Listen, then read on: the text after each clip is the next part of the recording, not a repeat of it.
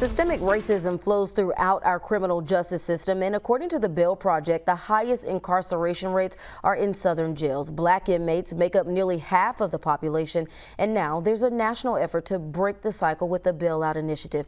I spoke with Kanya Bennett, the coalition manager of the Bail Project, about how they're hoping to reform the system. Kanya Bennett, thank you so much for joining us to talk about this very important initiative. Welcome to BNC. Thank you so much for having me this evening, Brittany. And so, Kanya, first tell us all about your Bail Out the South initiative and why you believe bail is responsible for the incarceration epidemic in the U.S. Absolutely. So Bail Out the South is a continuation of the Bail Project's work throughout the country. Since 2018, we have been operating in 26 cities because we believe that freedom should be free. We believe that the size of one's bank account and the color of a person's skin should not be the basis for whether or not someone is detained pre-trial.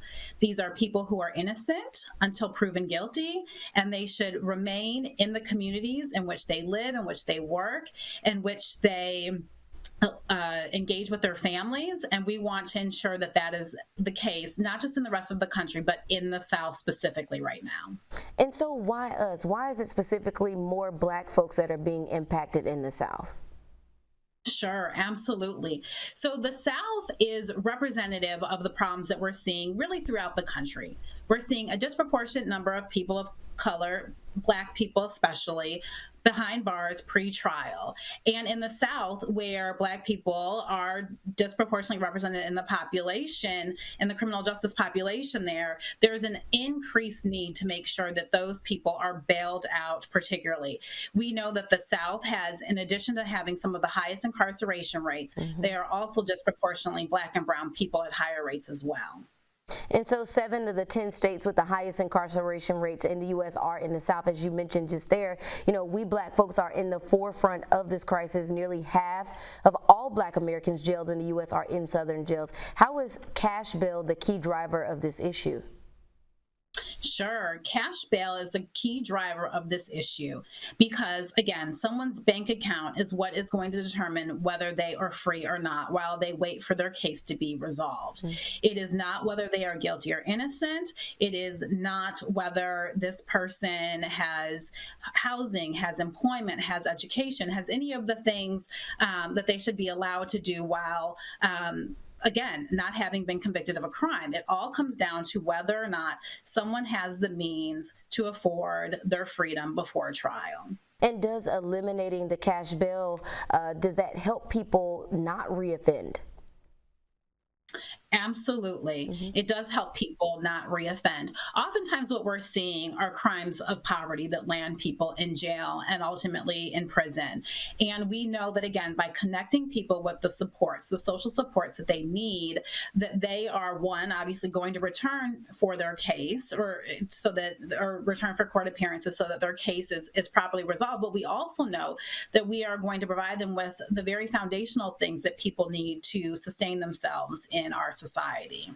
So we know that the same way that the criminal justice system impacts Black people and brown people disproportionately, it is going to also impact Black and brown people at the pretrial stage in much the same way. So at the pretrial stage, we know that 50% of those people who are in jail awaiting the trial of their case to proceed are Black and brown people. We also know that oftentimes Black and brown people are going to be subject to bail amounts that are 2 times higher the amount than what white people are subjected to. So we know that, again, disproportionately Black people and brown people are going to be represented in the system, and we know that they are going to ultimately be those that are disproportionately maintained in the pretrial system as well. And Kanya, what support do you all need right now? Who needs to get behind this initiative and push it forward? Absolutely. So we need everyone to rally around this. We know that there's been a lot of talk in recent years about ending cash bail. And what we need to do is ensure that this is more than just a slogan. We also know, though, that we need to go beyond the direct service intervention. We know that we have to change our policies. We need systems change.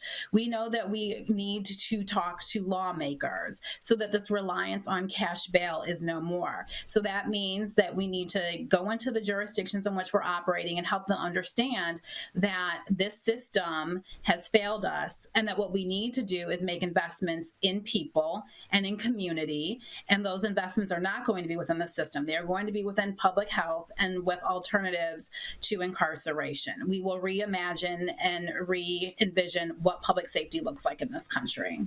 And lastly, what are you hearing from those folks who have been impacted by this, the former inmates? What are they saying? They are saying that they do not need to have money on the line to return to court. They are saying that by having their needs, by people seeing the humanity in them, that is what it takes for them to not be a part of this system. That once you have someone employed, once you have someone housed, once you have someone remaining with their family, that they are fully equipped to be out of the system.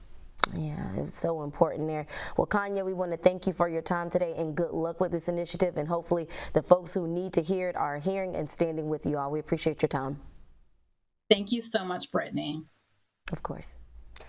A mass shooting in South Jersey has left 2 people dead and a dozen more injured. The gunfire started just before midnight Saturday during a party with hundreds of people in attendance. BNC correspondent Astrid Martinez is at the scene with this developing story.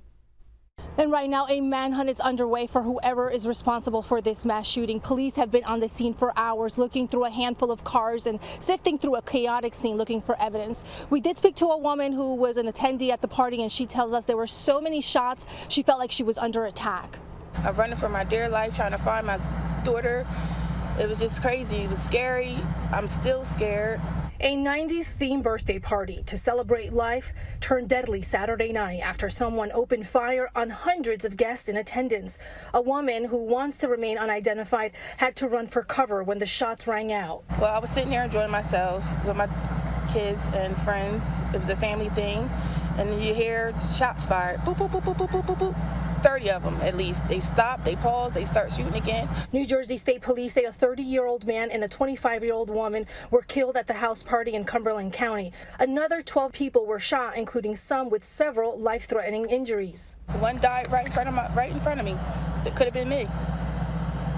A lady lost her life right in front of me. The guest says she has little information on the shooting and was not able to see who pulled the trigger. I don't know why they came to our town, whoever it was. I don't know what's going on, what the shots was for, who they was intended for. It sounded like it was terrorists coming at us. I don't know. It's just sad all the way around. The New Jersey governor did put out a statement calling this a cowardly act of gun violence and saying whoever is responsible will be brought to justice. In Cumberland County, Astrid Martinez for BNC. And when we get back, we're taking a live look at what's going on across the nation right now. We have some snow up in the northern plains along with some severe showers and thunderstorms. And over in the east, things are going to get hot. Stay tuned.